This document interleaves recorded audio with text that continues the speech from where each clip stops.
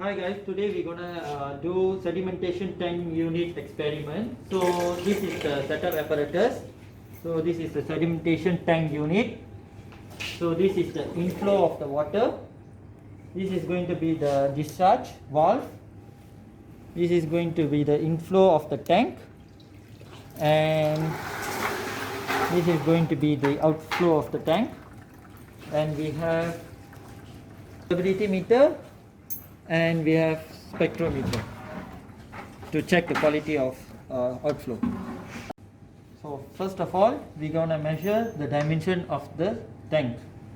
We have to take the length of the tank, which is 97.5, and then we should take the width of the tank,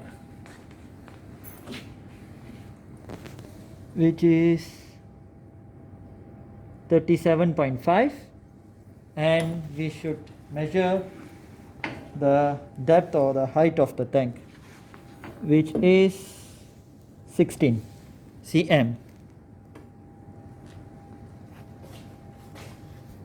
Okay, we're going to start our experiment by opening the water supply, and then we're going to make sure that the flow rate is at 6, and we going to pour 10 milliliters of methyl blue as a dye into the tank.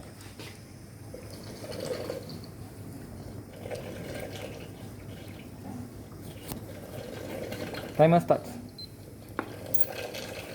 Cut. And as the timer starts, we have to take the first outflow water to check our turbidity. This is how the dye flows through the sedimentation tank.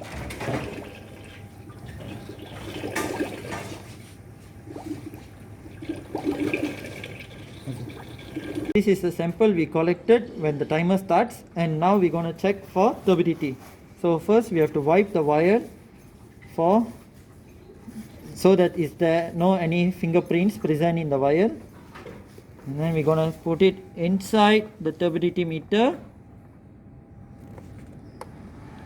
and close it, and we're going to press read to take the turbidity reading.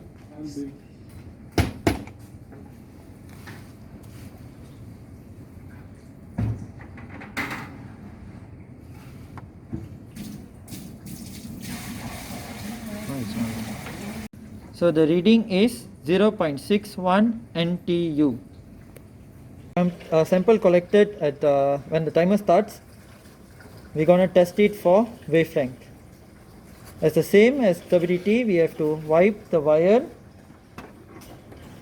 put inside the turbidity spectrometer, close it, and then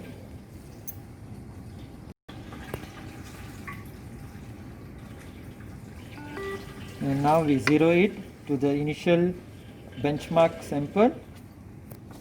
So this is the sample we collected after 2 minutes since the water supply started. So as you can see, this is the comparison color. You can see this is the initial water sample, and this is after 2 minutes. So the dye have progressed throughout the sedimentation tank. That's why it changed into blue color, light blue. So now we're going to do the same step as previous, where we're going to check the turbidity and wavelength for this sample, and we're going to take water sample for every 2 minutes, and we're going to compare the results for the turbidity and wavelength scan. So this is how we're going to measure the wavelength of the sample. So just now the initial sample we used to calibrate the spectrometer into 0, and now we're going to use this sample to calculate our wavelength. As usual, we wipe our wire using Kim wipe tissue, and we're going to place it inside the spectrometer, close the lid properly, and we're going to read the wavelength.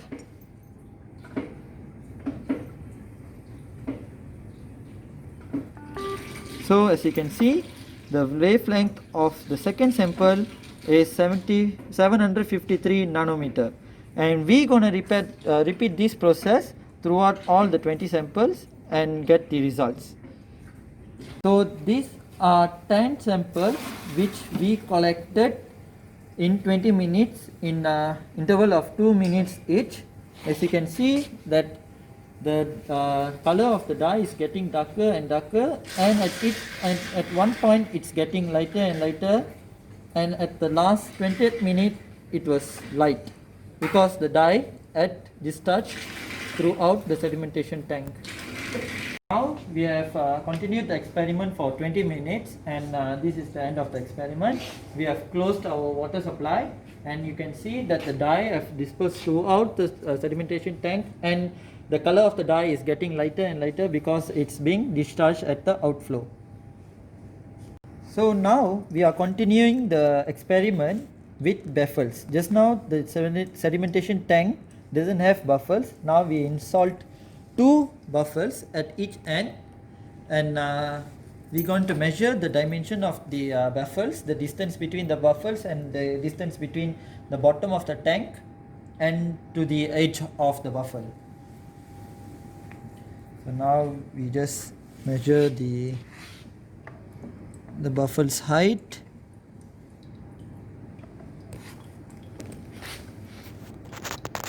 The distance between the bottom of the tank and the baffle is 4 cm,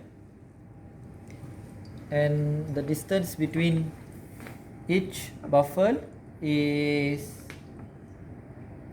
73.5 cm. The reason we installed the baffle is to see the change in the pattern of the dye flow. Now we're going to start the experiment. Again, open the water supply and make sure the flow rate is at 6, and we're gonna add the same amount of methyl blue, 10 milliliter, into the sedimentation tank.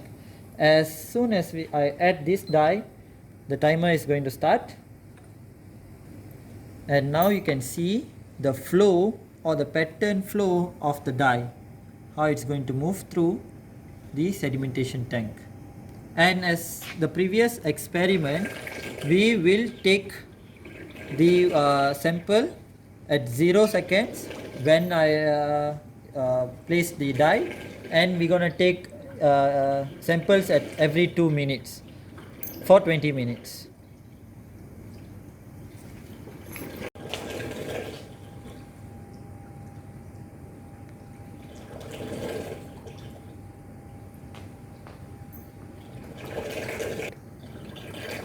As you can see, just now without the buffer, the dye movement or the dye flow was fast, but when we installed the buffers, you can see that the flow of the pattern of the dye is very slow.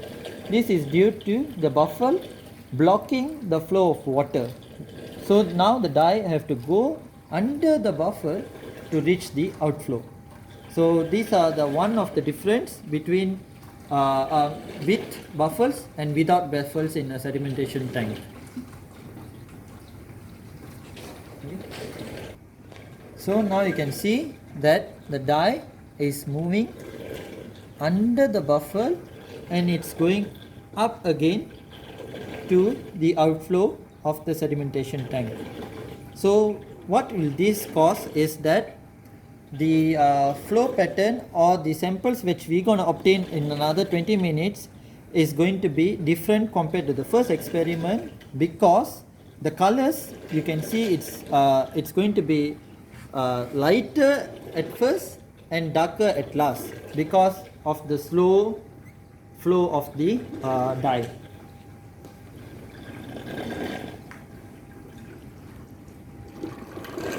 So these are the 10 samples which we collected in 20 minutes with a time interval of 2 minutes each. As you can see that the dye has progressed slowly throughout the sedimentation tank for 20 minutes. So the samples have been lighter to darker. as you compare to previous experiment, it was darker and it became lighter. So these are the difference between installing baffle inside the sedimentation tank and without installing baffle in sedimentation tank. And we're gonna repeat the same measurement or analysis methods, where we're gonna calculate the turbidity and the wavelength of the water as previous experiment. So this is how we conduct sedimentation tank experiment. So we have reached the end of this experiment. Thank you.